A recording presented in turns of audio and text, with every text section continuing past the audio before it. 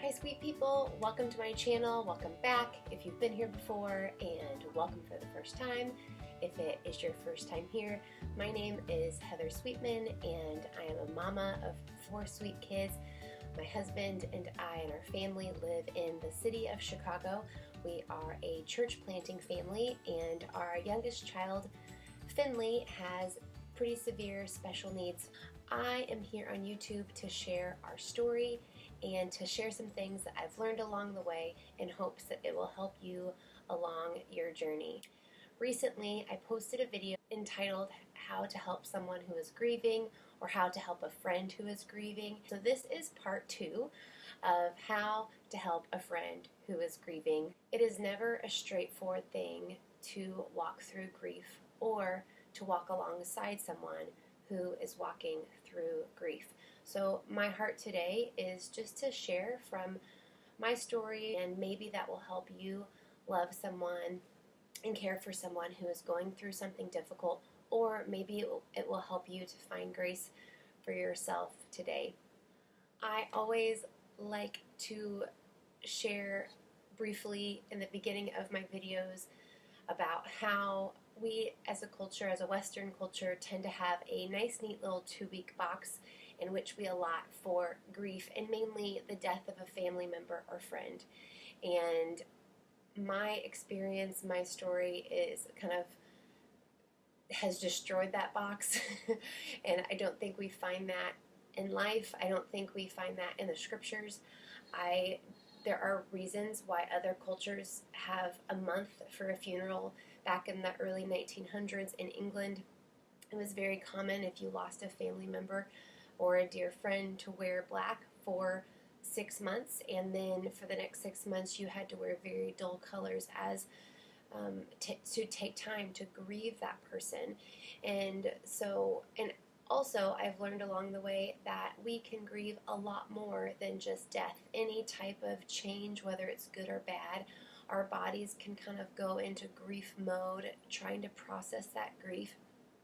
I feel like we need some grief awareness in how our bodies deal and go through changes, because sometimes it can make you feel like a crazy person, like what is wrong with me and why am I dealing with this?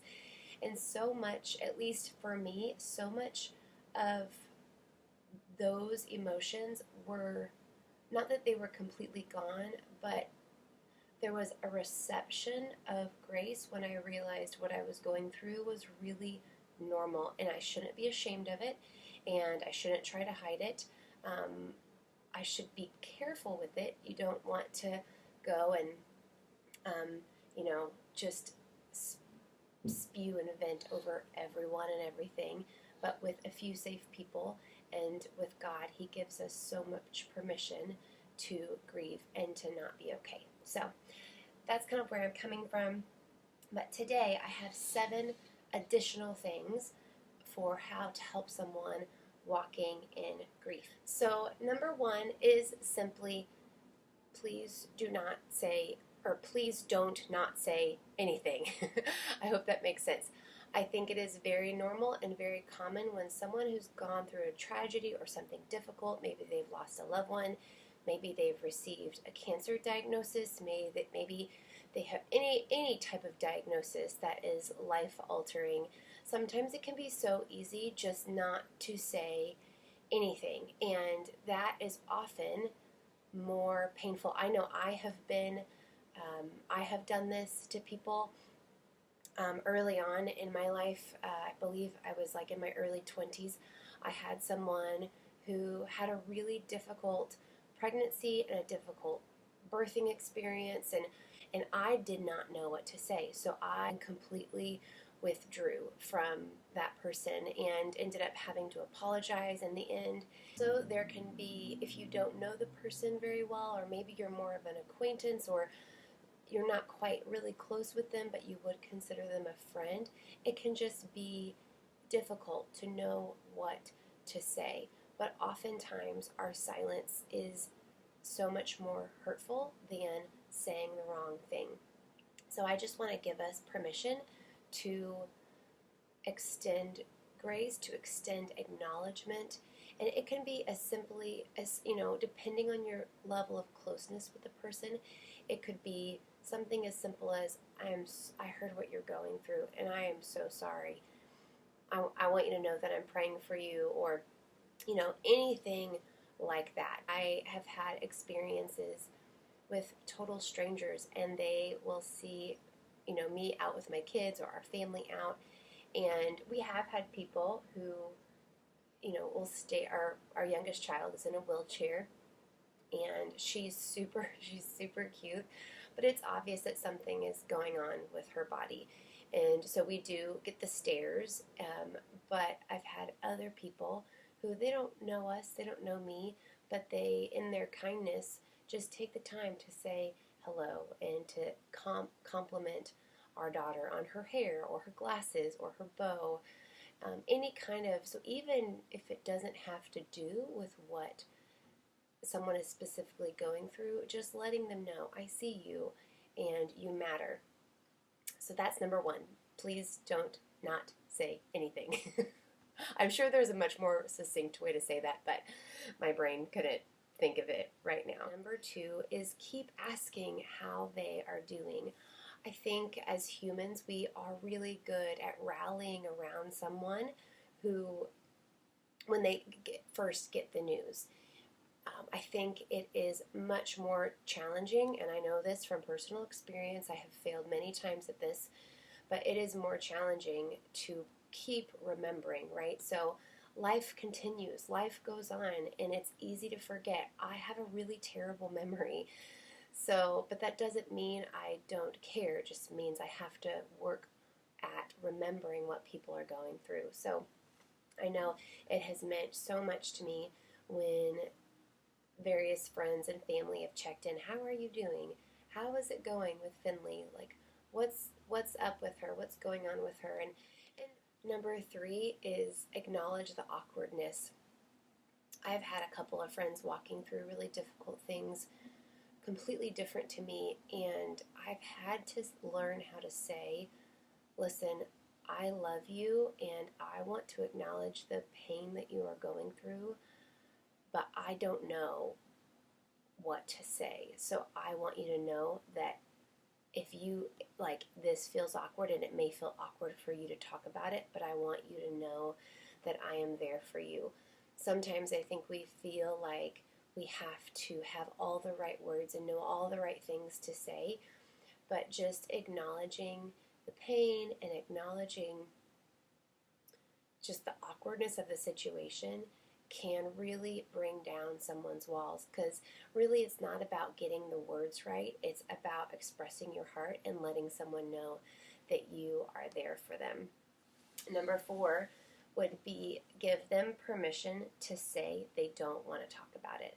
I know for me, there are some days where I just feel tired of talking about Finley's diagnosis, or maybe it's not that I've talked about it, but maybe I've been thinking about it. There's so much to think about and so much to physically do. Sometimes I just want a distraction from that. So yeah, give them permission to say, I don't want to talk. Thank you for asking, but I don't want to talk about this today. And that is okay. And don't let that deter you from asking how they are doing again. So there are going to be some days where someone is just not going to want to talk about it, and other days they are. And this links into that. I'll make sure these videos are in the same playlist for part one. That kind of I talked about in one of my tips in there was just to ask, okay, what kind of day is this today? How are you doing today? And so this kind of links into that, because if you ask that question, like, is this a shopping day? Is this a crying day? Is this a venting day? Is this let's go to the beach kind of day? It gives them permission to say it's a day, not to talk about it, to talk about something else. Number five, ask what questions would be helpful to them. This kind of goes along with just not knowing what to say. So asking what kinds of questions would be helpful to you. So I can give general questions that we could ask, but each one of us is wired differently and feels differently about things. So I think being a good friend, walking alongside someone, is also learning what is helpful to them and what kind of questions would be helpful to ask you. What would not be helpful? What is triggering? What is triggering for you? What are some comforting phrases for you? Those types of questions can be really, really soothing to a grieving heart. Number 6, where it's appropriate, I would encourage you to love on their other family members, especially other children. Well, I guess in our situation, I'm thinking of our older kids who love and adore their sister and they're all about her and are hands-on with her. But I so appreciate it when other adults really take interest in them and talk to them and invite them to go do stuff. Really practical things like, when someone is moving house and, you can offer, because even those types of big changes, they take a real toll on our body, and we can have similar grieving symptoms as if we were to lose a family member. So when we first moved to Chicago, I cried every day for 6 months. And I, at that point in my life, was not a crier. I am now. I have found a lot of freedom in my tears. But at that point in my life, I was not. I did cry, but not very often. And I cried every day for 6 months. And I was like, what is going on with me? We are doing the very thing that we feel like God has called us to do. I thought I knew it was going to be hard. We had 2 babies. Jones was 16 months old and McCrae was 2 months old. So I knew, when we moved here, so they were older, obviously, by the end of that 6 months. So I knew that I was in a major transition phase. But to cry every day, I was like, what's wrong with me? I don't know. And then after we had our third kiddo, Sweet Paisley, I saw this, I think it was like some morning news show, and they were talking about grief, and they were talking about our transient culture and how much we travel for work and that type of thing. They were saying that the toll that it takes, just moving from one location to the next in the same town, has the same effect, the same amount of stress on the body as losing a close family member. And I was like, oh my goodness, that is why I felt so crazy when we first moved here. The first 6 years we moved 4 different times. Every time the rent would get too high, we would go to a different apartment. The physical toll of moving from one place to the next within the same place takes an extreme amount, puts an extreme amount of stress on your body. If you've ever lost a close family member, then you can kind of relate to that. Maybe you've never moved. But so when someone is moving and you offer to bring them meals or take their kids while they clean or help them clean or help them unpack, those are really simple, practical ways we can let someone know that they are not alone. Number 7 is to share how you are doing. I know that seems counterintuitive, but and obviously this would be with someone you are closer with, but when someone is going through something difficult, it can be easy to feel like, oh, I don't need to share my problems or what I'm going through. Matt and I will be talking with someone about something difficult that they're going through, and there's generally a time in the conversation where they're just like, I don't know what I'm complaining to you guys about. You guys have so much to think about and work through, and we always say, like, no, this is so good. Like, it's funny. Maybe this wouldn't be true for everyone, but if I know for me personally, it reminds me that I am not alone in my struggles. Like, yes, maybe comparatively what someone is going through versus what I'm going through, it seems not that bad. But I know there are people in situations that are way worse than mine. And so I think one of the things that grief does is it really wants to isolate us. And isolation and grief is a bad combination. It kind of can lead us to some of our darkest thoughts and tells us we're always going to be alone and that no one's going to understand. So when you hear what other people are going through, the difficulties they're facing, it reminds the person who's grieving that I'm not alone, and I can offer support to other people. And such a powerful thing about there's something very powerful about getting our eyes off of our own situations. Sometimes our situations can feel so big and so dark and so overwhelming when that's all that we see and that's all that we think about. So having a friend who's willing to share what's going on in their own life is a really good reminder of we're all going through stuff and we all need help and support. So those are my 7 tips. Continuation, the part 2 of how to help a friend who is grieving. I hope those are helpful. Obviously, these are from my own experience.